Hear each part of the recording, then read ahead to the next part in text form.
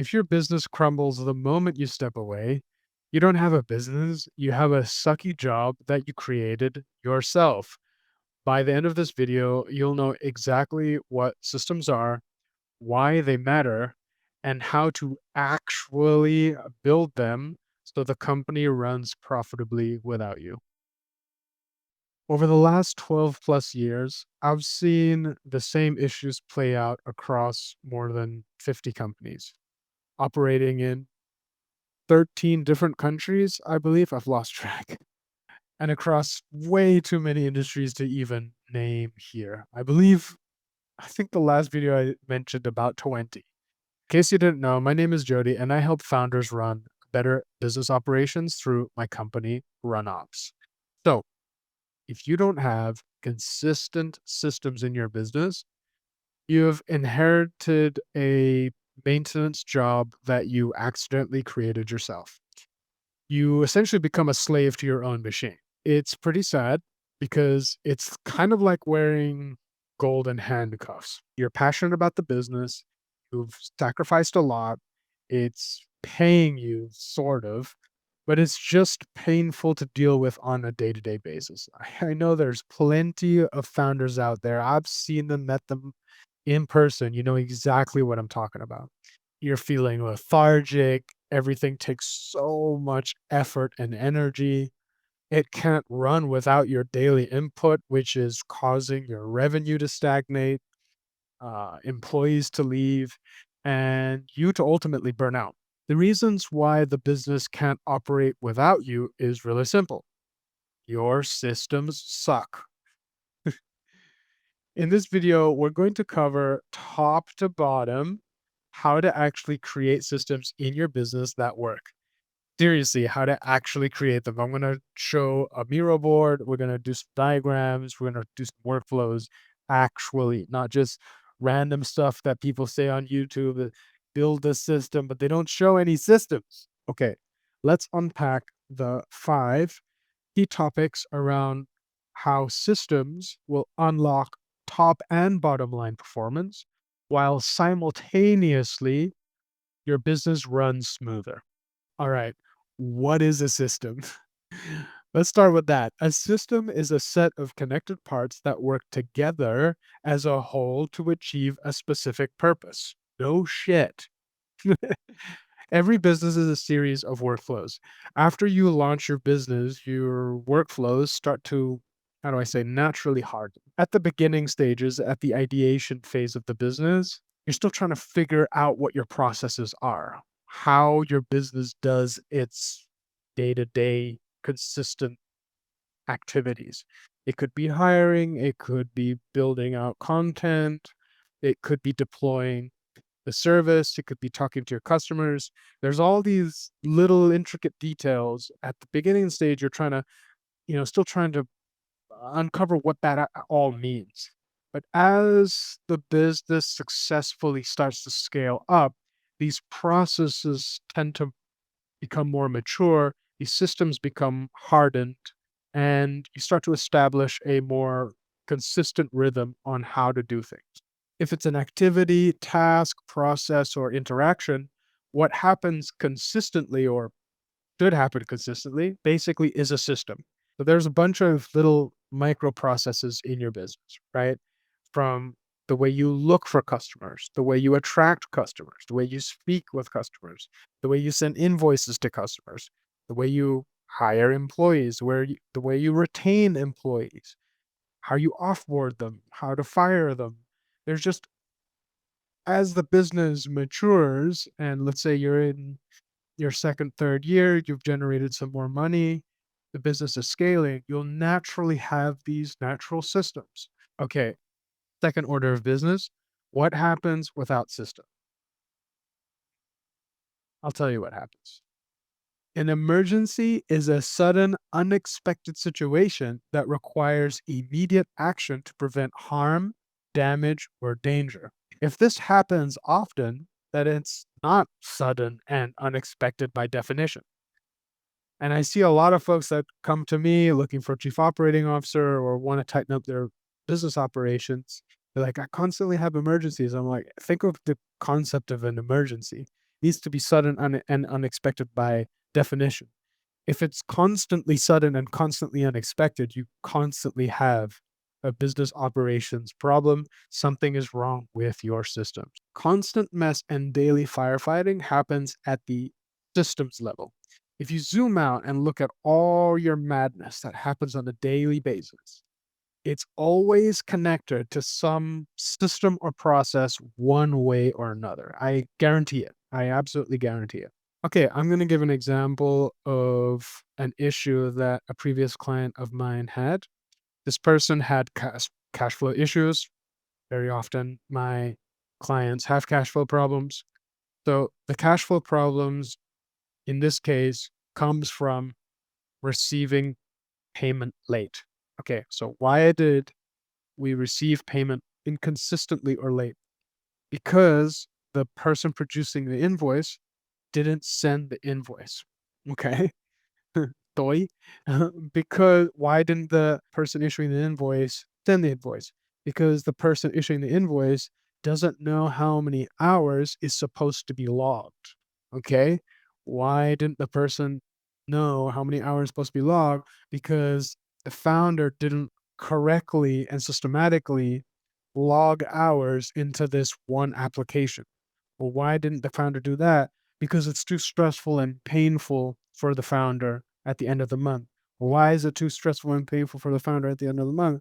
Because this founder has been stressing all the time and the emotions are always high, and this person doesn't want to do boring ops work. It's too painful for them. And then literally it's just a loop. Well, why is it painful for them? Because they've got cash flow problems. And it's just like it just goes on and on and on and on. And I've seen this issue play out in just different flavors across so many different companies from all sorts of jurisdictions, all sorts of industries. It doesn't matter. There's always some chain of events, chain of consistent events that happen that are not stringed tightly and carefully that causes constant problems. And this is why I made this channel. This is what I want to bring up to you and explain how you can alleviate these sort of operational problems. Chaos, drama, anxiety, stress, burnout. This is what happens when nothing is consistent. Of course, you can't leave the business because it's too interconnected and messy. And unfortunately, as the founder, bad news is that it's kind of entirely your fault. No, it is entirely your fault. So if you solve your operational problems at the systems level, your emergency firefighting activities will either be dramatically reduced or completely extinguished. Because once this issue is solved, the one-off emergency will actually be, by definition, an emergency because it is sudden and an unexpected situation. Makes sense, right? Number three, what exactly makes a good system? What makes a good system is a clear objective plus a clearly defined workflow plus someone doing it properly equals good system. At the heart of all systems is a workflow, a series of events, right? A workflow is a sequence of tasks, activities, and steps required to complete or fulfill a process from start to finish. A good workflow always has clearly defined trigger points. A good workflow in its little micro steps has a clearly defined trigger and a decisive action. Could be if and or functions. Okay, so I'm going to pull up Miro here, my trusty little Miro board, and kind of give an example of a workflow. Okay, give you an example of how to build these workflows to better optimize your business operations. Right. Okay, so on the left hand side here is a typical client situation that I get. Okay, systems are not clearly defined, processes are not clearly defined, and it's too loose. Okay, just everything is just too loose and woozy woozy. It's a typical situation that I experience with clients. And then the right side is after I've rebuilt these workflows, this is what it would typically look like. Okay. All right. So let's compare the two together. So at the top, these are trigger points because I wanted to give an example for trigger and a defined decision making. So here it is. So this is the current, let's say, current client situation. And by the way, guys, I can't show you any of the client work because we've all signed NDAs. So I'm gonna need to give this as an example. So a trigger point. So let's say we start with a point of communication, right? WhatsApp inquiry has been received, an email inquiry received, and a direct inquiry received. So let's say we have dinner with somebody at a restaurant, and another customer send us an email, and another customer send us a WhatsApp inquiry. All three different channels, and then once we receive the information, then we take action. Right. This is a typical client where they don't have their system processes dialed in. It would be multiple communication channels and just like, yeah, yeah, yeah, all right, we got the customer. Let's just take action and start the process. Well, actually, these are trigger points, and these trigger points aren't well defined. And just at the outset, this is already going to cause problems if you start to scale up, because where did the customer originally come from? Oh, I don't know. I met him at a dinner. Oh no, was that Jeff from email? And how do you track all these things? Just from this initial trigger point, we've already got problems. Okay. So for this specific example, I would force certain areas, certain parts of the process to make sure that the systems are scalable. Okay. So for example, let's say I get a customer for this business and it's a direct inquiry. A guy I met at dinner, he says, I want to work with you. I need your service.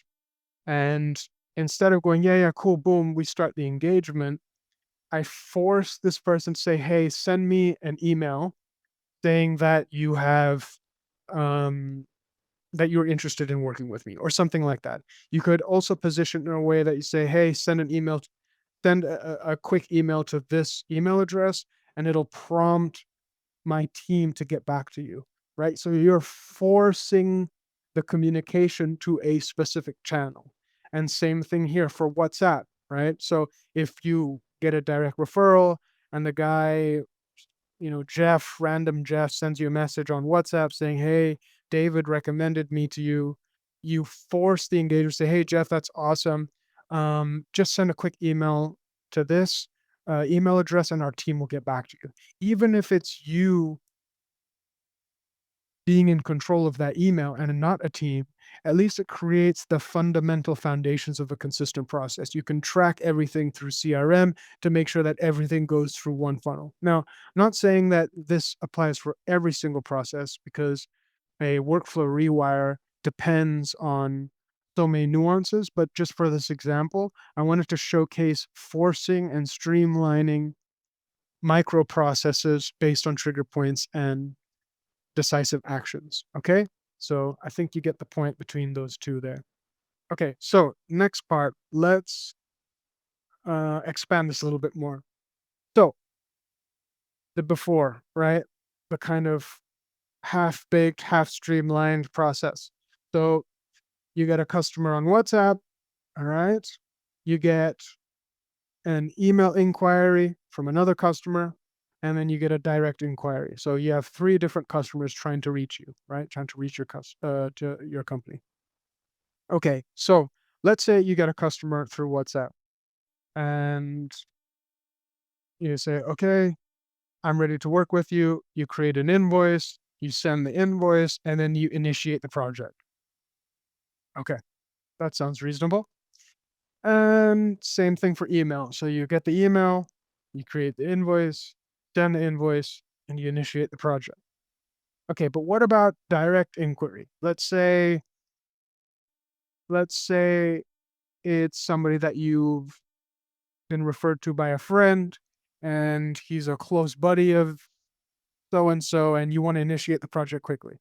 Okay, so direct inquiry and then like, oh, it's an emergency. I want to initiate the project now. I need to get this done now because your friend is very closely tied to this prospect. So by doing it this way, you're violating the workflow if you compare it with other customers, right? So by by by violating the workflow, you are now starting the project and then creating the invoice later. I've seen this so many times. I've seen founders violate their workflows because of a specific customer that they don't even know. Oh, because he's friends with so and so, let's just start the project now and we'll figure out how to pay later. Baffling because you're you're breaking the inconsistent pattern now, right? So you initiate the project and then you'll figure out how to create the invoice and send the invoice later, right? So with this sort of microsystem, right? Example, let's say the throughput is 3 and consistency is a 3 out of 10, right? Because you have WhatsApp, you have email, you have direct inquiry, initiate the project. Do you create the invoice straight away? You don't. It's just a bit um not efficient. It's just not efficient, right? So let me walk you through a user journey if I was to streamline this process a little bit better. Okay. So there are more steps, but once you realize the efficiency of this, you can easily see how this will scale, especially when you're working with remote teams. Okay. So let's say that if we go over here on our revised workflow, we have here a direct inquiry received and a WhatsApp inquiry received. The direct inquiry meaning that this is a, let's say, a prospect that you met at dinner, and a WhatsApp inquiry was a lead that was referred to by your friend. You force the engagement to email. Why? Especially if you have remote teams, they can easily track this. That they know that, let's say somebody has access to a specific email, they know that any emails that has the word inquiry means that this is a lead, right? It's very hard to do this if you don't force the streamline the information to a specific point, right? So you can see here email inquiry received and then respond to inquiry by template. All right, why do we use templates? Once you figure out the best way to communicate with your customer, you build a template library so that anyone could respond. It doesn't have to be Jeff, let's say in your team, it doesn't have to be you. It can be anyone owning that email address. They have the templates to respond to specific customers, right? So you have an email template library, you know that it's a direct inquiry. There might be some things that you need to change in the email, but to make it more personalized, the point is you respond with the template. Do we have enough information to proceed? Let's say it's a no, we follow up, right? So for example, if we ask the lead to, clarify something and they didn't respond, you don't straight away send the invoice and initiate the project. You follow up, ask them again, maybe give them a call, right? So there you can see the little loop. Do we have enough information now? Yes. Then we create the invoice. All right. Then we send the invoice to lead, again, using the template. And did the lead respond? No. Let's say the lead didn't respond. Well, again, we follow up using a template. We use a specific template to respond to the lead. So that the messaging is always consistent. Now, again, if you want to, make it a little bit warmer, you can use ChatGPT, what have you. But the point is, you want to keep that consistency going because as your business scales, and you start engaging with 10 customers a day, 20 customers a day, 50 customers a day, you'll start to rely more and more on these systems, right? And if you're a founder who's already scaling past $1 million in annual recurring revenue, you know for sure that you need these things. There's just no way around it. Okay, so back to the workflow. Did the lead respond? Yes, lead responded to invoice. Make changes to invoice because maybe you need to make changes. Maybe the lead requires a specific naming convention, or they want to put a tax ID, or they want to change it from this company to that company. Anyway, make changes to invoice. No, if it is yes, make changes to invoice, then again, you kind of do this loop de doop, right? So let's say there are no changes to be made on the invoice. This is so funny that nobody really does this one. Did we receive the funds? I know it seems really obvious, but there are scammers out there. And I've seen a lot of companies when they receive an invoice from a lead that they automatically initiate the project. Check if the funds actually have been received. You'd be surprised how many people make phony photoshopped invoices, right? Or fake bank transfers. So just double check, and did we receive the funds? Then we can proceed to the next step, which is send them an email saying, "Hey, payment received, and thank you for, sorry." So then now you can proceed to the next process. Okay, so once the payment has been received, you can proceed to the next step, which is responding back to the lead saying, payment has been received, and then this is the onboarding message, right? Again, it just feels premium, right? Every step of the way, there's this clear like yes, no, did I receive? No, there's a follow up, and then you can put the template in a way that just showcases this um, professionalism. Okay, so you respond, payment has been received. Thank you for yada yada. Then you can onboard them, right? This is the next step on how to onboard you as a user, or this is the next step we need in order to initiate the project. And then you initiate the project. Okay, so that's just a small example of what we do here at RunOps and basically what you can do for yourselves really. You don't need us. If you do need us and you can't be bothered with this stuff, then you can click the link below. We have a service called Workflow Rewire. But in any case, this video is about explaining how systems can be useful to you and how you can create this step-by-step processes for each and individual workflow in order to scale up and maximize your system so that everyone understands exactly what to do at any given point in time, right?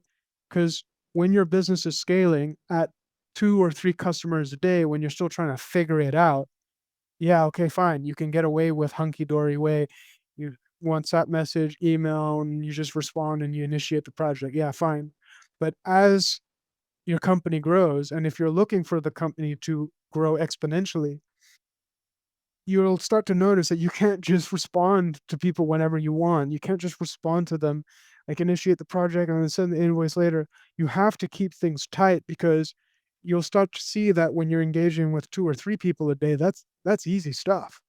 But when it gets to 10, 20, 50, 100, once your system starts to scale up, your business starts to scale up, you need to rely on this to make sure that, oh, did customer number 37 today receive his onboarding email? Did we receive money from customer number 52 today? Right? Stuff like this. It really gets amplified. Your issues get amplified if you don't have these processes dialed in. Okay. So hopefully by now you understand how useful this stuff is as you scale your business processes, right? As you scale your business, you start relying on these systems more and more. A lot of the founders I work with that aren't used to this sort of rigidity, they have this notion that they don't like the fact that it's not flexible. And I just wanted to cover this topic very shortly, okay? It's not that these systems are rigid, but rather we carefully place flexibility. I'll make this in another video. I'll go really deep into a point, a process where I show flexibility, but flexibility is baked into a specific part of the process. This is how I was able to really turn a interior design company in Indonesia into one of the best interior design companies in the country, because interior design is by nature a creative process. But the reason why it worked so well, was so scalable, is that we baked flexibility and creativity in certain parts of the workflow. So that was one of the things I really wanted to express, that these systems can be flexible so long as we intentfully place flexibility in the process. Process itself is rigid, but the flexibility is stationed at a right point in time. Okay, so the hard part of all of this stuff that I'm talking to you today is actually the research, the analysis, and the decision making on how do we get from inefficient business process to a more streamlined version. That's the art rather than the science. And that's what we do at RunOps, right? We redesign, we re-engineer, and we rewire workflows for founders. And if you're interested in how we do that, click the link in the description below.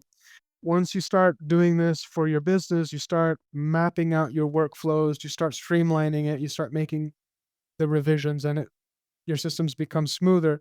You want to do it across all departments. You want to do it across all the consistent parts of the business, right? You don't have to create massive long SOP documents with step one, step two, but just the workflow itself is important because if an employee gets fired or leaves, you can show them the workflow and they'll understand how to fulfill on that specific process. Okay. So the next part I want to talk to you about is the maintenance of these systems. This is really, really, really, really important. Someone needs to own each workflow. This is really important. It doesn't necessarily have to be the head of the department or this staff versus that staff. It doesn't really matter. The point is, one singular person must own the workflow. Own meaning that it's their responsibility if the workflow is efficient, smooth, or not, if it works or not. This is really, really important that they own it. And then, in order to maintain smooth business operations, you want to have periodic reviews, you want to test and ask your team members and customers if there could be any improvements, right? So if your business starts to scale up, you go from discussing with 10 users a day to 100 users a day, you can start talking with your customers a little bit more and ask them like, do you prefer us to engage with you in email? Maybe they don't. Maybe they prefer WhatsApp. And maybe you should switch over. Maybe that's a micro pivot, right?